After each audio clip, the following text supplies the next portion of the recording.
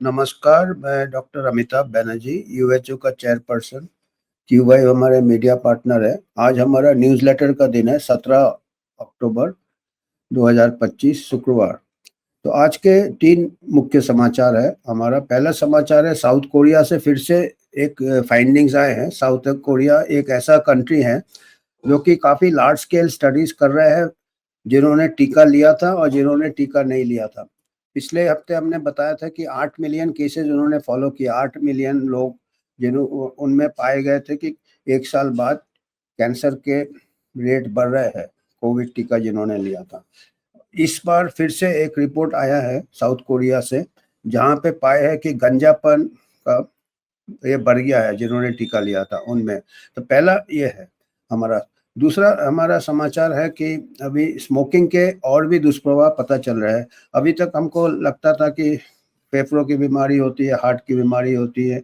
अभी काफ़ी ऐसे शोध आए हैं जिसमें कि तरह-तरह के स्किन डिसऑर्डर्स, सोरियासिस से लेके और भी ऑटो इम्यून एजिंग, जल्दी से एज बढ़ जाना, स्किन में झुर्रियाँ आ जाना, ये सब स्मोकिंग से रिलेटेड है। तो इसके बारे में बात करेंगे हम, क्योंकि स्मोकिंग अभी हमारे यहाँ कई नए तरह के स्मोकिंग आ रहे हैं, उसके बारे में भी बात करेंगे। तीसरा हमारा मुद्दा है कि हमारे जो बड़े-बड़े अस्पताल हैं, कॉर्पोरेट अस्पताल या प्राइवेट हॉस्पिटल्स हैं, उनमें कई सालों से शिकायतें आ रही थी कि वहाँ पे जो है कई बार ऐसे केसेस आ गए हैं मेडिकल नेग्लिजेंस के, या आईसीयू में और सीसीयू में, क्रिटिकल केयर यूनिट्स और इंटेंसिव केयर यूनिट्स में कोई स्टैंडर्ड गाइडलाइंस नहीं है। तो सुप्रीम कोर्ट ने आदेश दिया था, कई साल पहले आदेश दिया था कि इनके स्टैंडर्ड गाइडलाइंस बनने चाहिए, और उसमें अभी तक कई स्टेट्स ने नहीं बनाए हैं। तो इसके ऊपर सुप्रीम कोर्ट ने कंटेम्प्ट ऑफ कोर्ट दिया है इन लोगों को, स्टेट्स को। तो इसके बारे में आप तो अभी हम पहले मुद्दे पे आते हैं कि साउथ कोरिया में बहुत बड़ा स्टडी किया है। जो लोग ने टीका लिया है कोविड का, जो लोग ने नहीं लिया, ये पब्लिश्ड पेपर है। उसमें पाए गए हैं कि कई तरह के उन्होंने ये दिया, जो एलोपेशिया एरेटा, ये तो पहले रिपोर्ट आया था, ये तो 2022 को आया था। इसको एक प्रकार से कंफर्म होता है, ये शुरू में ही कुछ लोगों को टीके लगाने के बाद गंजापन का ये आ रहा था। और गंजापन का खाली बाल गिरने का निशानी नहीं है, गंजापन का क्या निशानी है कि ये आपका एक प्रकार से ऑटो इम्यून डिजीज है, क्योंकि ये टीके आपका इम्यून सिस्टम को ये करता है। तो ऐसे स्टडीज हमारे देश में भी चालू किए थे, पर हमारे देश में पब्लिश के बाद ही काफ़ी प्रेशर दिया गया था रिसर्चर्स को, आईसीएमआर ने प्रेशर दिया था, और जो कि वैक्सीन मैन्युफैक्चरर दोनों मिलके, जो ऑथर्स थे बनारस हिंदू यूनिवर्सिटी के, उनको धमकी दिया था कि वो ऐसा स्टडी ना पब्लिश करे, वो गलत स्टडी है, उसमें कमियां थी उस स्टडी में, हम मानते हैं, पर उनको धमका के वो पेपर रिट्रैक्ट कराया गया था। उनमें भी कुछ ऐसे फाइंडिंग्स आ रहे थे, स्किन डिजीज वगैरह 1 साल तक फॉलो किया था इन्होंने। पर अभी साउथ कोरिया से ऐसे आ रहे हैं स्टडीज कि जहाँ पे उन्होंने 4 मिलियन से ज़्यादा, ये ब्रॉड स्पेक्ट्रम, ये large scale population based cohort studies, इनमें इस साउथ कोरिया में पाया गया है कि जो लोग ने वैक्सीन लिया था और जो लोग ने वैक्सीन नहीं लिया था, इन्होंने कंपैरिजन किया। करीब 1 मिलियन लोगों ने लिया था और 2 मिलियन ने नहीं लिया था। इन्होंने फॉरवर्ड 3 महीने बाद कई तरह के इनके डिसऑर्डर्स हैं, गायनेकोलॉजिकल डिसऑर्डर्स, स्त्री रोग के डिसऑर्डर्स, कुछ डर्माटोलॉजिकल डिसऑर्डर्स, और सबसे ज़्यादा हमने पाया कि बाल झड़ने का डिसऑर्डर, बॉल्डनेस, ये एक प्रकार से ऑटो इम्यून, आपका इम्यून सिस्टम से खेलता है वैक्सीन, इम्यून एग्जॉशन या जो भी है, इसके ऊपर और जांच होना चाहिए। ऑथर्स ने बोला इसके ऊपर जांच होना चाहिए, लॉन्ग टर्म क्या है। तो ऐसा एक स्टडी चालू किया था बीएचयू ने, पर वो स्टडी पब्लिश भी हुआ था इंटरनेशनल जर्नल में, पर उसमें आईसीएमआर को कमियां निकाले, बहुत क्रिटिसाइज किया उस स्टडी को। आईसीएमआर ने उसको बड़ा धमकी दिया ऑथर्स को, जो जर्नल का एडिटर को धमकी दिया, और भारत बायोटेक दोनों मिलके, क्योंकि कोवैक्सीन वगैरह इनके वैक्सीन थे। तो आईसीएमआर एक ऐसा बॉडी है जिनको कि ऐसा स्टडीज करना था। हमारे जैसे साउथ कोरिया का कितना है, 6 करोड़ का छोटा सा देश है, 6 करोड़ है, हमारे 150 करोड़ के ऊपर हमारे पॉपुलेशन है। हमारा डेटा कई गुना ज़्यादा, हमारा स्ट्रॉन्ग डेटा है हमारे पास। तो साउथ कोरिया एक छोटा कंट्री कर सकता है। हमारे यहाँ देखिए यूएचओ ने भी फिर ये किया था यूएचओ ने भी क्रिटिसाइज किया था आईसीएमआर को। ये आईसीएमआर को ओपन लेटर लिखा था, ये इकोनॉमिक टाइम्स में पब्लिश हुआ था, और बीएमजे ब्रिटिश मेडिकल जर्नल ने भी नोट किया था कि हमारे जो यूनिवर्सल हेल्थ ऑर्गेनाइजेशन ने आईसीएमआर ने जो धमकी दी है रिसर्चर्स को, जो कि एक रिसर्च बॉडी को नहीं करना चाहिए, जो कमियां थी आईसीएमआर को खुद ऐसा स्टडी करना था। एक साउथ कोरिया अगर ऐसा स्टडी कर सकता है कि जो लोग ने वैक्सीन लिया और जो लोगों ने अनवैक्सीनेटेड, हमारा जब कोवैक्सीन है, डिजिटल प्लेटफॉर्म है, आराम से फॉलो अप कर सकता है और दूध का दूध पानी का पानी हो जाएगा कि कुछ दुष्प्रभाव हो रहे कि नहीं हो रहे, क्योंकि लोगों के दिल में शंका है, उसको हमको क्लियर करना है। और अभी ये साउथ कोरिया एक छोटे कंट्री से अगर ऐसे स्टडीज आने लगे तो हमारे लिए तो चिंता वाला बात है। तो ये बीएमजे में भी पब्लिश किया था। इसके बाद एक चीज हम बताएंगे कि ये जो आईसीएमआर को खाली यूनिवर्सल हेल्थ ऑर्गेनाइजेशन ने क्रिटिसाइज किया था, आईसीएमआर को एक एटॉमिक एनर्जी कमीशन के पुराने ये K S Parthasarathy, former secretary of atomic energy regulatory board, उन्होंने भी क्रिटिसाइज किया था आईसीएमआर को। आपका देखना इसमें होगा, प्रभात हमने भेजा है क्या, opinion ICMR criticise indignation BHU was misplaced, आपके पास है?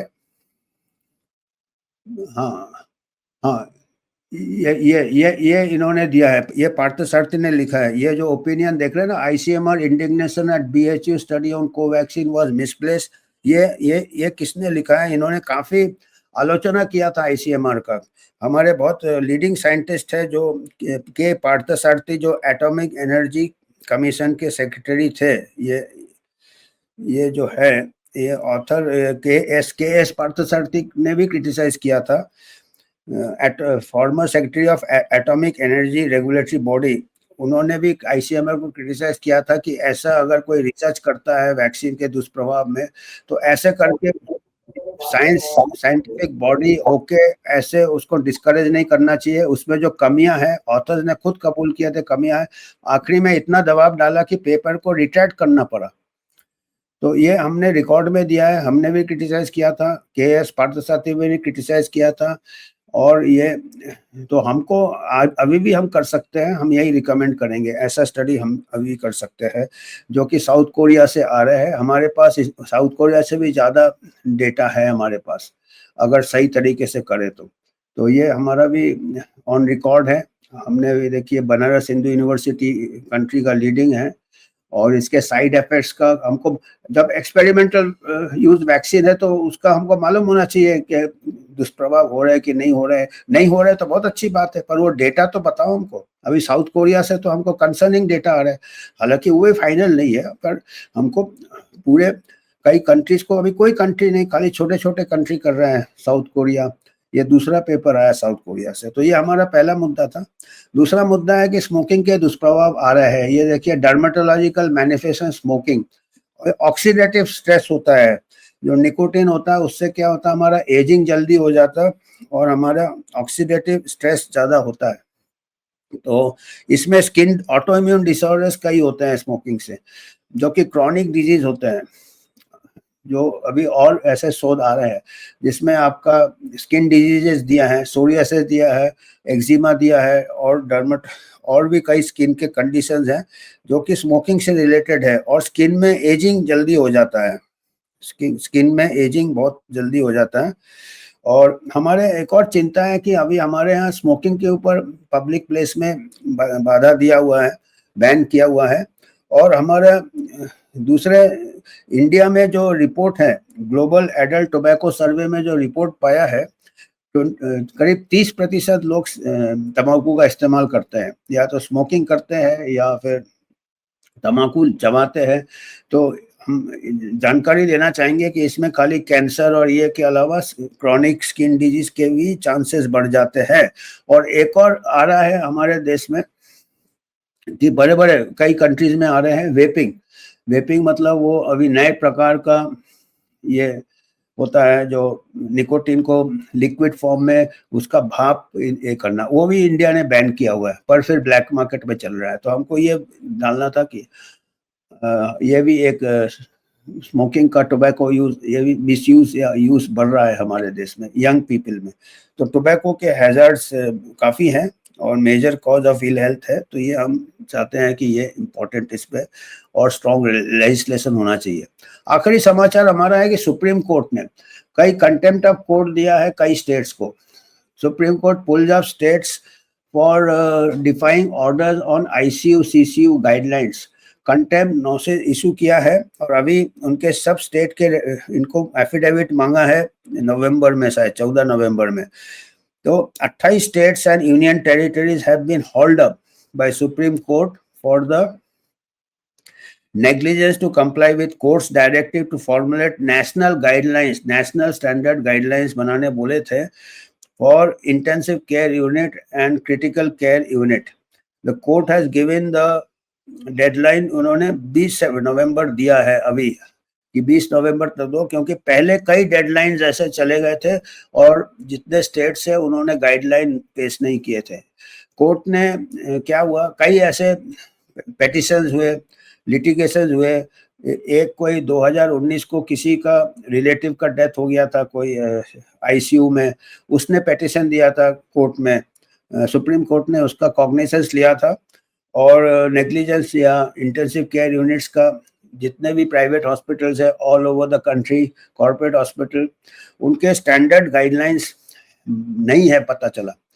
इंटेंसिव केयर यूनिट्स या क्रिटिकल केयर यूनिट्स जहाँ पे सीरियस मरीज का देखभाल होता, गाइडलाइंस बनाने के लिए बोला था, गवर्नमेंट ऑफ इंडिया को दिया था, उस टाइम एमसीआई था 2019 को, उसके बाद नेशनल मेडिकल कमीशन, फिर गवर्नमेंट ऑफ इंडिया ने सब स्टेट्स को पास किया था और सबको कई अक्टूबर में या कभी कोई डेट था जिसमें सब स्टेट्स को पेश करना था और उसको फिर कंबाइन करके एक नेशनल गाइडलाइन बनाना था कि ये मिनिमम स्टैंडर्ड्स होंगे इंटेंसिव केयर यूनिट्स के, कोरोनरी क्रिटिकल केयर यूनिट्स के। तो वो कई स्टेट्स ने उसको बिल्कुल इग्नोर कर दिया है।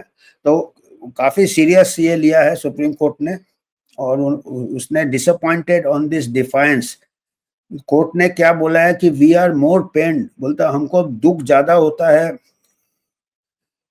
इससे आश्चर्य से दुख ज़्यादा होता है कि ये जो कैजुअल एटीट्यूड है by various states that despite over indulgence shown by the court. Court ने कई डेट दिए थे, कई with regard to this exercise, the orders of the court has been taken very lightly by the officers concerned.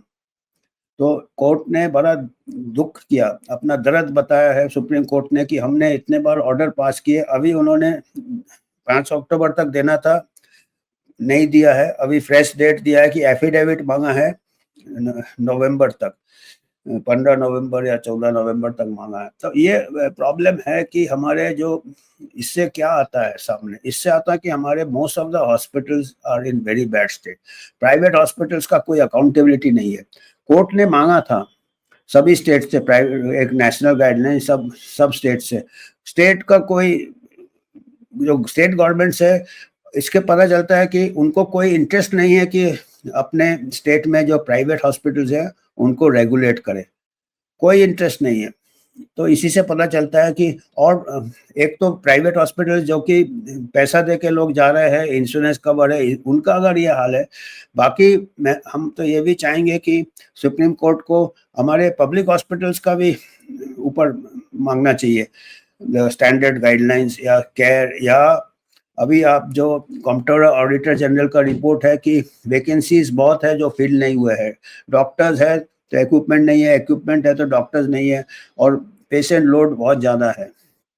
तो अगर supreme court private hospitals की तरफ नज़र डालता है तो यूएचओ चाहेगा कि हमारा somebody should bring to attention the public hospitals का भी कितना बुरा हाल है। ओवरऑल मेडिकल केयर का बहुत बुरा हाल है हमारे कंट्री में, whether it is private hospitals में तो और उससे भी बदतर पब्लिक हॉस्पिटल्स है जिसके ऊपर कोई जिक्र नहीं कर रहा है, क्योंकि आजकल जो टेंडेंसी है कि सबको प्राइवेट को ही बढ़ावा दिया जाए और प्राइवेट में ही गाइडलाइंस बना रहे हैं।